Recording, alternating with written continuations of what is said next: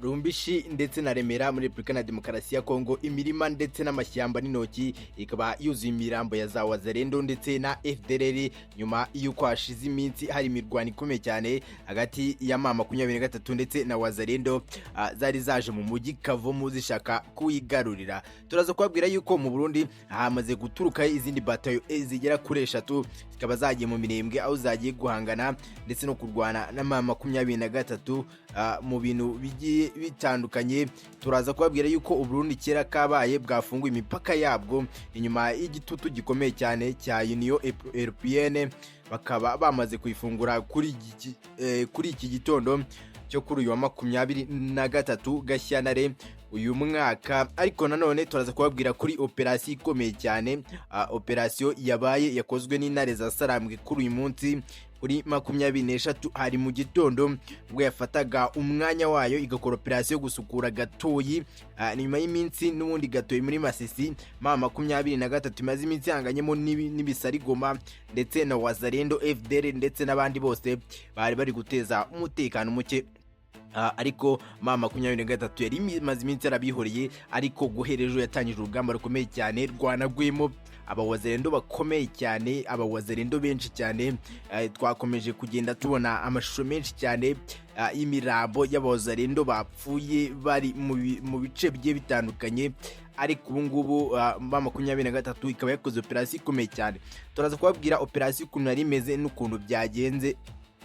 Niba ari ubwa mbere usanze kuri umuyoboro mushya mu Rwanda, ndakwinginze kanda subscribe, ariko nanone nukomeza iyi video udakanze like kugira ngo tubone ko nawe wabonye iyi video yacu. Reka nkubwire ngo ikaze mu makuru yacu arambuye. Munyemerere amakuru yacu tuyahereye muri Repubulika na Demokarasi ya Kongo, ariko mu mujyi wa Uvira ku gice cy'u Burundi. Nanone tuvuga ku baturanyi b'u Burundi nabo bakomeje kuba bafite ingabo muri Repubulika na Demokarasi ya Kongo, igisirikare cyabo FDNB nyuma yo gufunga umupaka n'ubundi nyuma yo gufunga umupaka mu mwaka wa 2025 mwaka wa 2025 nkuko ingabo za MAA23 zafataga umujyi wa Uvira.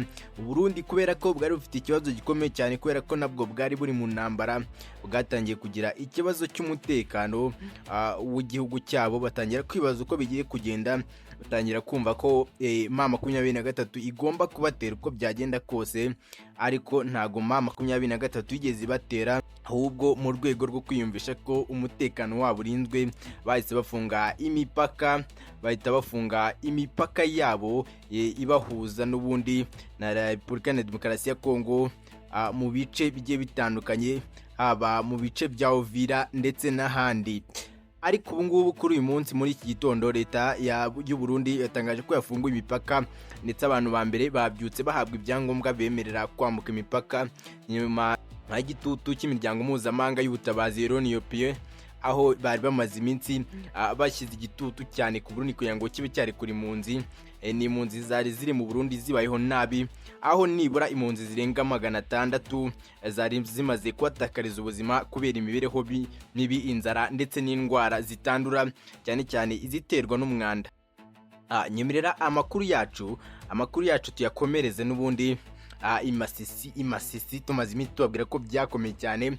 Gatoyi intambara yari imeze nabi cyane, intambara yari iteye ubwoba cyane.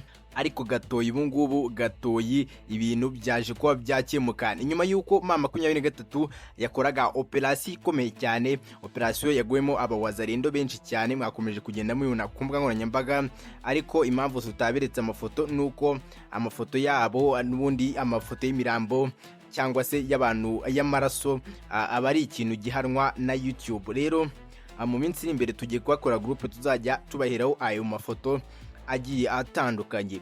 MAA23 yakoze operasiyo ikomeye cyane nyuma y'uko MAA23 nyuma yo kujya mu mujyi wa Gatoyi, ariko Wazalendo Ikaze bakurikiye cyane ikabarasa.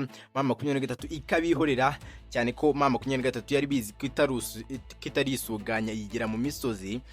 Wazalendo ndetse na FARDC tutibagiwe na FDLR babakurikiza amasasu bikomeye cyane. MAA23 barakomeza barimuka mu birindiro. Nyuma y'umunsi w'ejo MAA23 yakoze operasiyo ikomeye cyane irarwana urugamba rwateye ubwoba cyane. Aba wazalendo twarabibabwiye, abandi bagiye batwaka amafoto baratwandikiye turayabaha. Ubwo aba wazalendo bagera ku 8 bahitaga batakariza ubuzima, bagiye bapfa biteye ubwoba cyane. Intare zasarambwe zabakubise zabacucumye, abandi bakwirwa imishwaro baragenda. No operasiyo rero MAA23 yakoze operasiyo yasaga n'iteye ubwoba cyane, ariko noneho uyu munsi ntago byari operasiyo gusa, byari biteye ubwoba, rwari urugamba ruhambaye cyane. Dore ko MAA23 abasirikare bayo bagiye bazenguruka wazalendo, FDL ndetse n'abandi nka FARDC, aho abasirikare bamwe ba MAA23 bakoze operasiyo, bamwe bagaca Kinigi bakaza guhingukira Kibabi, abandi bagaca Cyugi bakaza guhingukira Gasenyi, maze bagahita bahuriza muri Gatoyi, bagacucumanga bakarasagura wazalendo bakayikubita, benshi bakatakariza ubuzima. Ariyo mafoto mwagiye mubona y'imirambo itagira ingano y'abawazalendo bari baragiye muri kano gace ka Gatoyi barigambye ko bagafashe. Ariko MAA23 aho yakoze ibintu biteye ubwoba cyane, yakoze urugamba rwaje no guhita rutera ubwoba abo wazalendo bagiye batandukanye. Dore ko no mu bindi bice bigiye bitandukanye wazalendo zagiye zigira ubwoba. Wazalendo ziyoborwa na Mutayomba witwa Kigingi, aho nazo zahise zifumyamo zo zikigendera zigasiga FARDC mu muriro. FARDC igasigara aho ngaho itazi ibyari byo. Dore ko na FDL yo kwa Kigingi nayo yahise yihungira, nayo yumvishe ko MAA23 intare zasarambwe zije muri bino bice. Nuko urugamba rero rwa Gatoyi rwaje kuba rugenda, ariko mw'abantu mwe wazalendo yakubiswe hamwe na FARDC.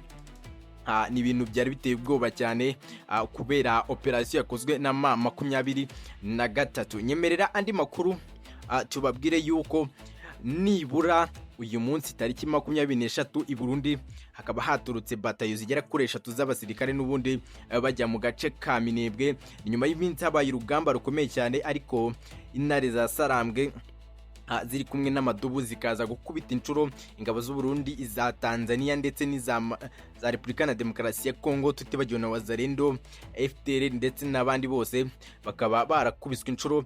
Ariko Burundi bukaba noneho bwongeye kohereza abandi basirikare bagize muri batayo 3. Nibura batayo bivugwa ko ibintu abasirikare 7,000 nako abasirikare 700, bivuze ko nibura Burundi bwohereje abasirikare barenga 2,100 bose muri Minembwe, cyangwa se banarenga bitewe n'abari bari muri batayo zoherejwe mu Minembwe.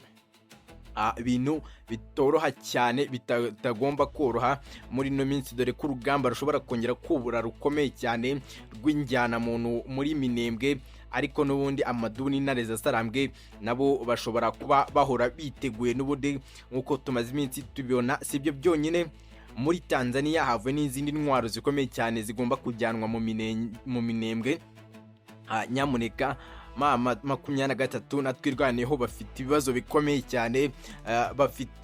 bikomeye cyane, ariko ni intare zasarambwe nta bwoba zagira. Dore yuko muri Tanzania havuye ibifaru karahabutaka, ibifaru bigera kuri 6, aho havuye igifaru cyo mu bwoko bwa BM24 ndetse n'icyitwa BM21 n'ibyitwa Sabasaba mumenyereye ku rugamba muri Repubulika na Demokarasi ya Kongo, cyane cyane mu Minembwe. Ni nyuma yuko ibifaru bigera kuri 3 byose bari batakishije ku itariki 21 MAA23 ifatanyijwe na twirwaneho bari babitwitse, ibindi bakabijyana mu mashusho ndetse n'amakuru twagiye tubagezaho. Ariko noneho ubungubu Tanzania ikaba yohereje ibindi bifaru bikomeye cyane, bikaba bisanze ibindi 4 byari bishinze mu misozi ya Minembwe, aho bahanganyemo na twirwaneho MAA23.